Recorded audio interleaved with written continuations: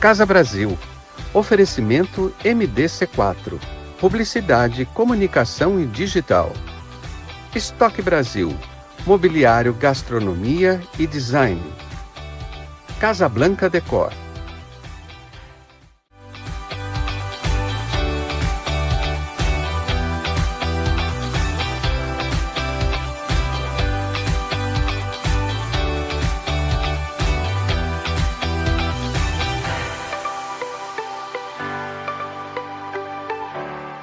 Olá, sejam bem-vindos ao Casa Brasil. Hoje eu estou com um convidado muito bacana que deixei ele esperando um pouco, peço mil desculpas. Hoje a falha foi minha aqui, mas ele, paciente como é a pessoa certa para falar sobre esse assunto que a gente vai falar. Então eu postei no Instagram, vai ter Natal esse ano?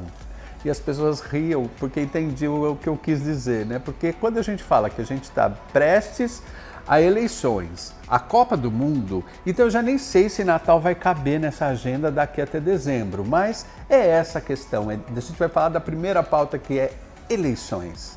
Eleições chegaram, gente, pareciam que estavam longe, né? De repente, 3 de outubro, acho que é isso. Dois. Olha o Caio já me corrigindo. Esse é Caio Simão, muito prazer, Caio. Prazer é meu estar aqui com você. E realmente a gente não se conhecia e hoje a gente está se conhecendo e você colaborando com o Casa Brasil, né? Caio Simão é um especialista em pesquisa e marketing político. É isso, Caio? Isso. Trabalho com isso, com pesquisa. Eu montei o instituto faz 2 anos. Que legal. Aqui em Jundiaí mesmo. Mas eu trabalho com marketing político já vai fazer quase 10. Quase 10 anos. Mas eu sempre trabalhei com política, desde novinho.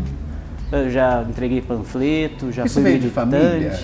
Seu pai trabalhava com isso? Meu pai e minha mãe sempre foram envolvidos em política. Verdade. Mas eu acabei gostando mais de atuar. É mesmo. Nunca quis ser político de fato. Nunca foi candidato a nada? Mas sempre gostei de bastidor, sempre me interessei. É só estudar política? Sempre gostei de estudar política. Que política. bom. A história da política e depois como fazer a política propriamente, que para mim é uma ciência. A política ela é uma ciência. Se você não entende o que aconteceu, a dialética do que aconteceu, você não consegue entender o que vai acontecer daqui para frente. A visão histórica é imprescindível para a gente se posicionar. É Perfeito. Isso que você está dizendo. Perfeito. Então, se a gente falar isso em termos de Brasil, Caio, a gente começa a falar um pouquinho sobre a história do voto, né? Já que a gente está falando de eleições, de voto direto, vamos só relembrar como é que foi a história do voto no Brasil? Como é que a gente poderia resumir isso? O Brasil ele teve ciclos e ciclos autoritários que posteriormente passaram para uma eleição direta, que depois caiu de novo em regimes autoritários. Mas a gente pode falar que a gente tem um sistema correlacionado inteiro desde a redemocratização, tá? Desde 1989, desde da Constituição nova, com a eleição de 89, a gente pode falar que a gente tem um sistema de verdade eleitoral no Brasil. A nossa geração começa a lembrar, né? Eu com a minha idade, então me lembro lá das diretas já, da gente participando desses movimentos que foram populares e muito importantes na época, não é? E estimulados, as pessoas iam às ruas, essa juventude que está aí não vai lembrar disso, o quanto foi importante a participação popular da gente lutar por esse direito de votar. As pessoas no Brasil realmente quiseram esse direito, buscaram esse direito. Isso foi um processo bem bonito depois de quantos anos 24 anos. 24 anos de ditadura militar, na verdade, né? Então isso é bacana, porque eu sei que tem jovens que veem o Casa Brasil e tem pessoas mais velhas que eu, da minha geração, para a gente começar a se reposicionar nesse país, né? A gente passou mais de 20 anos com o nosso direito negado ao voto, alguém escolhendo pela gente.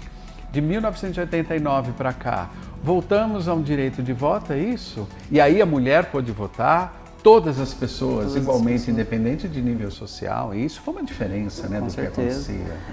Na verdade, durante a ditadura militar, existia o voto. Porém, você não tinha a autonomia de fazer política. Os partidos eram os partidos regulamentados pelo governo militar. Então, você tinha o PSD e a Arena. Já vinha o pacote pronto. Já vinha o pacote pronto. Então, você acabava votando no prefeito. Mas tudo dentro de uma caixinha. Eles que era resumiam possível escolher. do que era possível escolher. Entendi. Então, também não tinha autoridade civil para tentar colocar uma nova ideologia. A ideologia ela era implementada dentro do institucional desses partidos. Entendi. Esses partidos faziam uma briga de gato e rato. Né? Então tinha lugares que um partido era maior que o outro, tinha lugares que eles eram mais organizados, mas sempre entre eles. Ok. Então não existia a hipótese de um pensamento crítico contrário ao que estava proposto. Me ajude a fazer uma conta. De 89 para 2022, vamos fazer a conta? Quantos anos? 33 anos. 33 anos. De 33 anos para cá, a gente amadureceu do ponto de vista de ser eleitor consciente? E o que nos fez mudar se mudamos?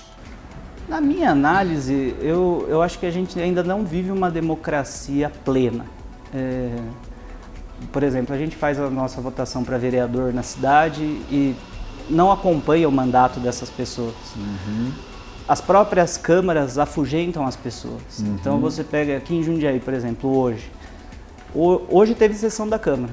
Sabe que teve sessão da Câmara? Não. A sessão da Câmara, o plenário está passando por uma reforma de adequação para pessoas com deficiência física. Então o plenário está fechado há mais de ano.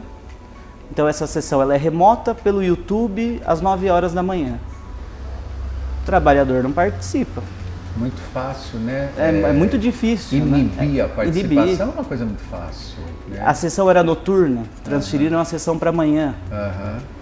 Então, existe um modus operandi dentro da política de negar o povo, que é quem é o principal participante. Disso, né? E é possível mudar? Se fizer um movimento em frente à Câmara, eles vão passar para a noite? Vão. Mas existe essa vontade? Então, o eleitor vai para a urna... Por que não existe? É um descrédito popular, depois de tanta coisa que a gente já passou em 33 anos, né? Existe um descrédito? A gente não vai conseguir mudar isso mesmo? É esse momento que a gente vive? Eu acho que a política é assim no mundo inteiro.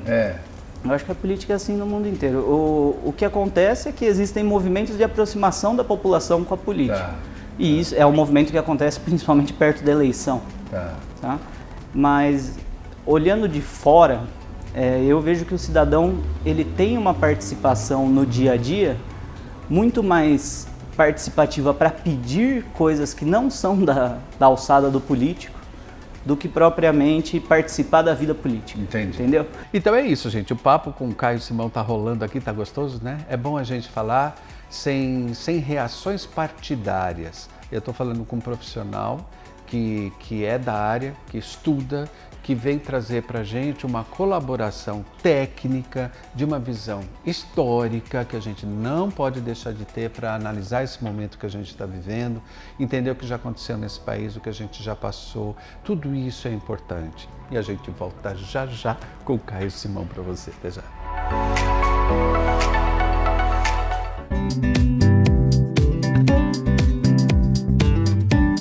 Olá pessoal, hoje você vai entender, para quem viu o programa agora, aqui no Casa Brasil, como contribuir com a Associação Fios Encantados. Desde quando existe a associação, Mara? A associação existe desde abril de 2018. São 4 anos de muito amor, carinho e respeito. E o que vocês fazem aqui na associação?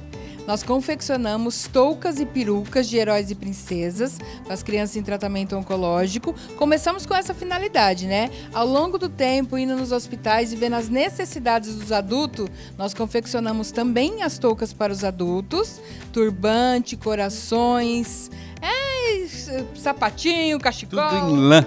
E a lã levantando a autoestima das crianças e adultos que precisam.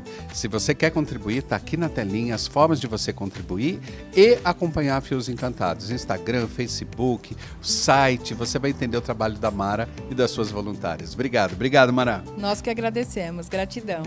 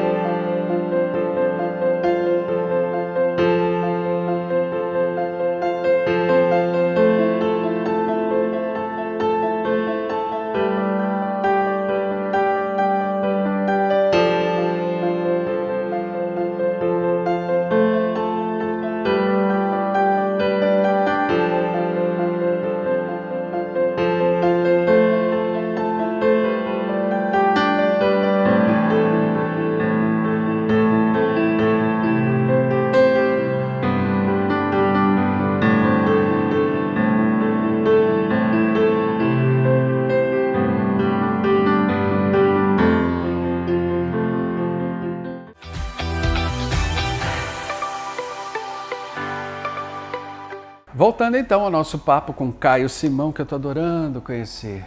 A gente tem tido pouquíssima oportunidade de falar de política com calma, com tranquilidade, discutir ideias, se propor a aprender sobre política. Porque na verdade, Caio, a sensação que eu tenho é que nós somos todos muito ignorantes com relação à política.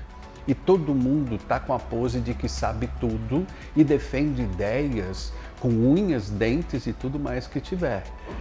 A impressão que dá é que um monte de gente ignorante discutindo coisas. Por exemplo, quando a gente fala de esquerda e direita nesse país, que foi também trazido esse debate de esquerda, de direita, essa discussão ferrenha que veio com esse nome de esquerda e direita, eu já sinto que não está se falando mais de esquerda e direita. Você conseguiria, como um profissional da área, dizer para o pessoal de casa o que define esquerda e o que define direita, para as pessoas poderem usar esses termos de uma forma mais adequada? Certo. Acho que também vale a pena fazer um contexto histórico da onde que surgiu isso. Tá. Né? A esquerda e a direita nada mais eram do que quando teve a Revolução Francesa. Eles criaram uma Duma, que foi logo depois que eles fizeram a Revolução. E nessa Duma... O que é uma Duma? Duma é como fosse a nossa Assembleia, Tá, ok. como fosse o Parlamento. Ok.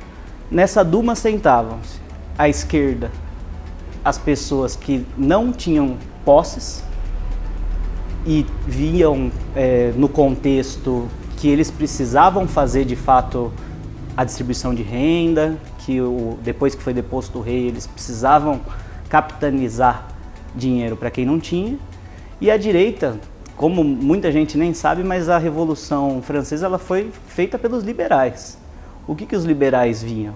Eram os comerciantes, os artesãos, que viam em volta do reino que a concentração de riqueza ficava só para o rei.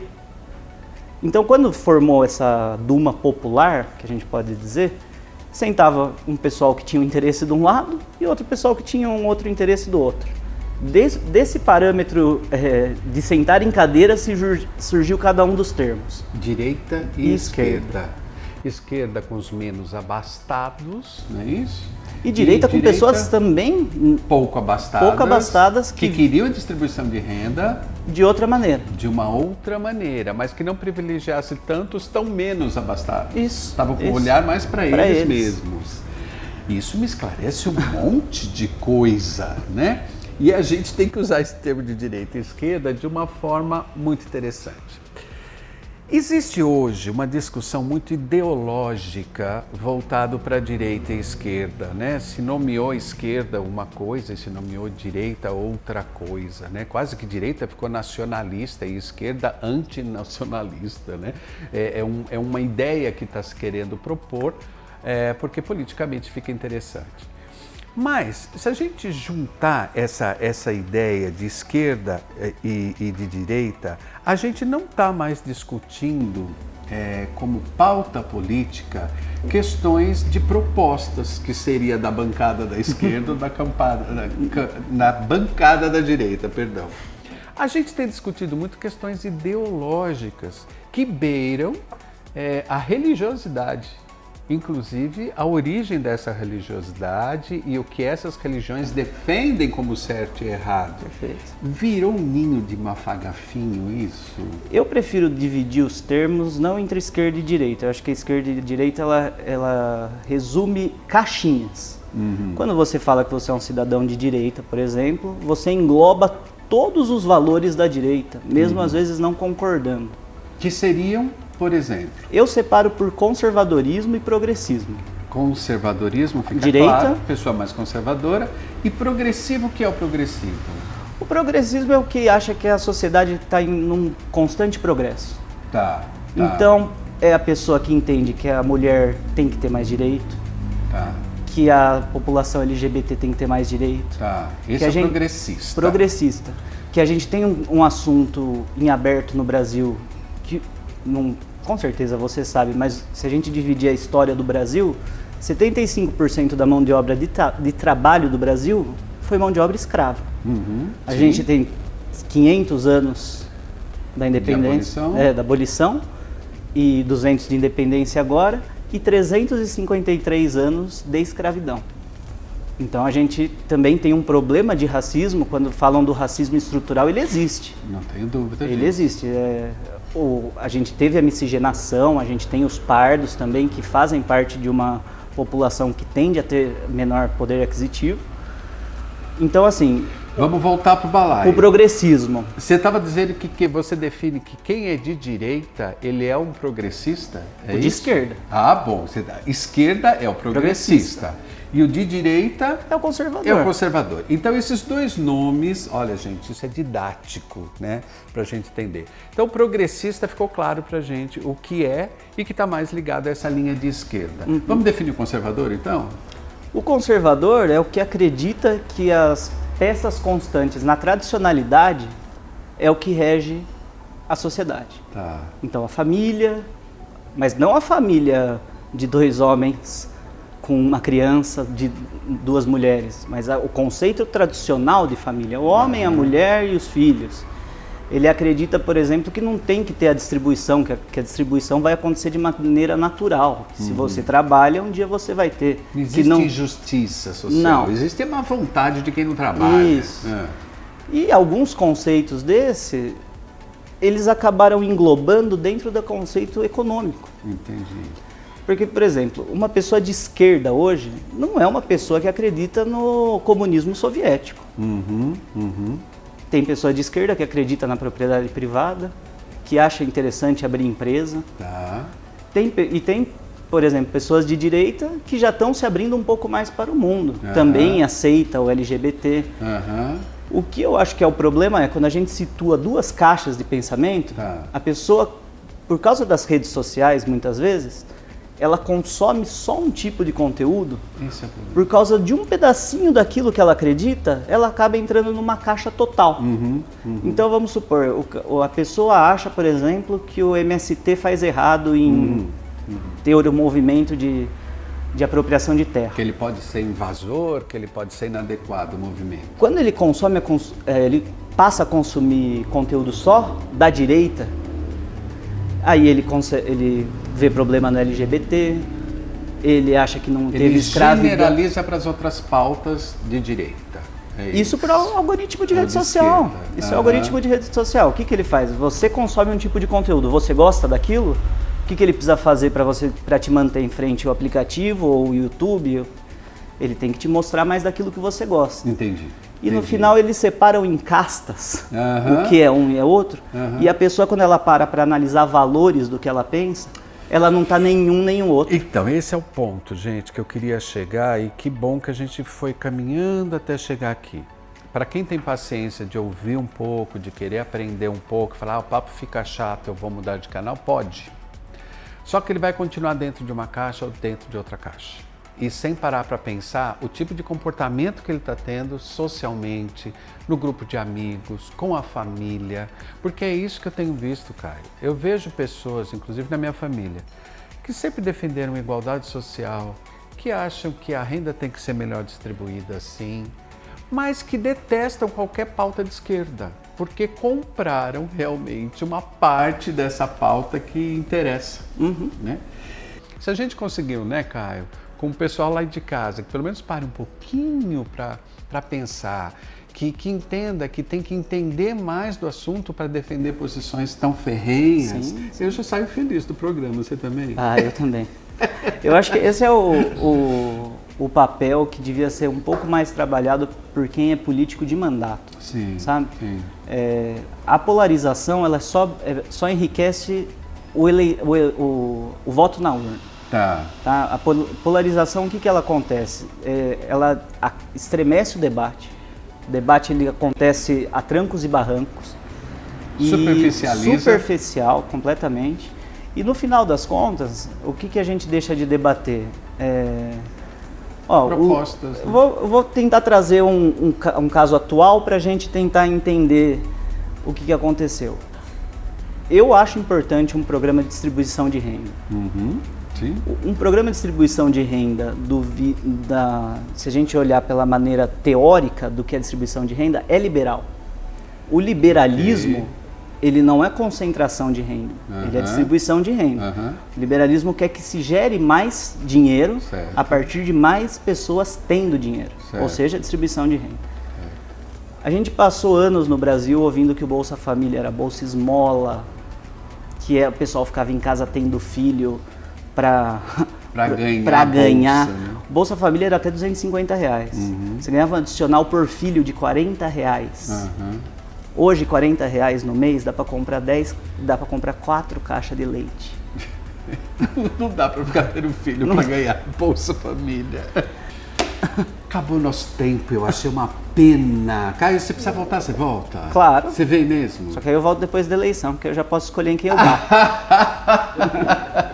Adorei a resposta do Caio. Eu queria que você voltasse antes ainda. Mas ok, se não der para ser antes, logo depois a gente conversa de novo. Combinado. Para a gente fazer uma análise juntos de como foram as eleições e dizer o que a gente espera desse país. E eu tenho certeza que vai ser o melhor. Obrigado, Caio. Obrigado você. Obrigado, querido. Obrigado por ter vindo. Obrigado você por ter participado, por ter debatido. Espero que você faça bons debates aí na sua casa, com seus amigos, com a sua família. Não brigue com ninguém por causa de um candidato ou de outro.